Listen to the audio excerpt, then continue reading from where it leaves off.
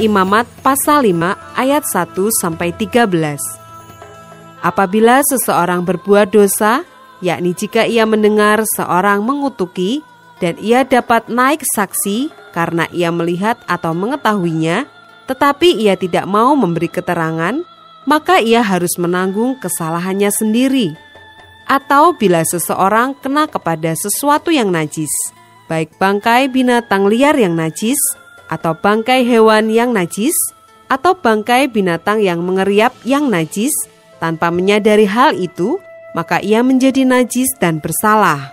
Atau apabila ia kena kepada kenajisan berasal dari manusia, dengan kenajisan apapun juga ia menjadi najis, tanpa menyadari hal itu, tetapi kemudian ia mengetahuinya, maka ia bersalah.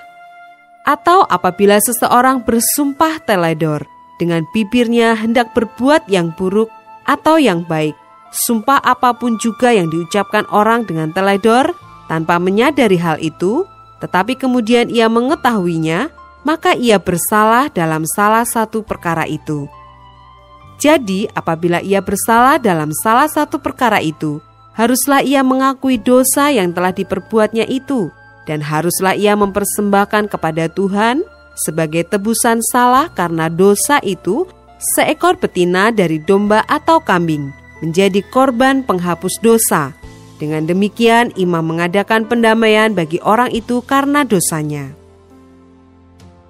Tetapi jikalau ia tidak mampu untuk menyediakan kambing atau domba, maka sebagai tebusan salah karena dosa yang telah diperbuatnya itu, haruslah ia mempersembahkan kepada Tuhan 2 ekor burung tekukur atau 2 ekor anak burung merpati, yang seekor menjadi korban penghapus dosa dan yang seekor lagi menjadi korban bakaran.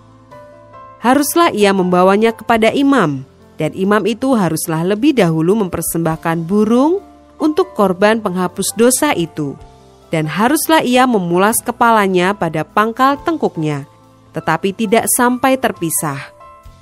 Sedikit dari darah korban penghapus dosa itu haruslah dipercikannya ke dinding mezbah, tetapi darah selebihnya haruslah ditekan keluar pada bagian bawah mezbah. Itulah korban penghapus dosa. Yang kedua, haruslah diolahnya menjadi korban bakaran, sesuai dengan peraturan.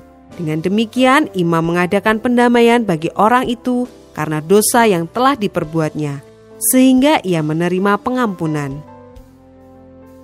Tetapi jikalau ia tidak mampu menyediakan 2 ekor burung tekukur atau 2 ekor anak burung merpati, maka haruslah ia membawa sebagai persembahannya karena dosanya itu 1/10 eva tepung yang terbaik menjadi korban penghapus dosa. Tidak boleh ditaruhnya minyak dan dibubuhnya kemenyan di atasnya, karena itulah korban penghapus dosa.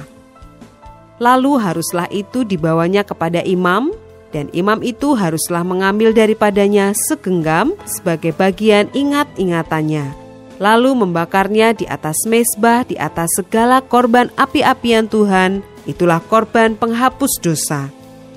Dengan demikian, imam mengadakan pendamaian bagi orang itu karena dosanya dalam salah satu perkara itu, sehingga ia menerima pengampunan. Selebihnya adalah bagian imam, sama seperti korban sajian.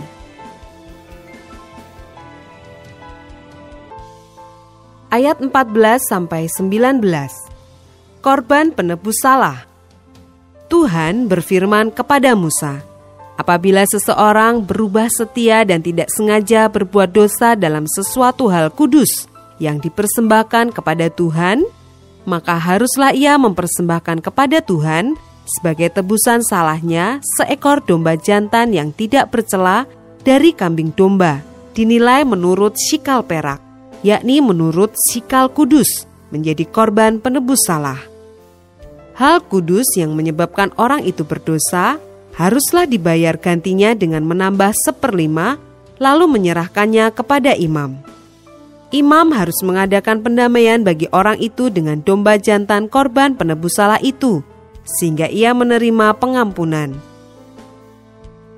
Jikalau seseorang berbuat dosa dengan melakukan salah satu hal yang dilarang Tuhan tanpa mengetahuinya, maka ia bersalah dan harus menanggung kesalahannya sendiri. haruslah ia membawa kepada imam seekor domba jantan yang tidak bercela dari kambing domba yang sudah dinilai sebagai korban penebus salah. Imam itu haruslah mengadakan pendamaian bagi orang itu karena perbuatan yang tidak disengajanya dan yang tidak diketahuinya itu, sehingga ia menerima pengampunan. Itulah korban penebus salah. Orang itu sungguh bersalah terhadap Tuhan.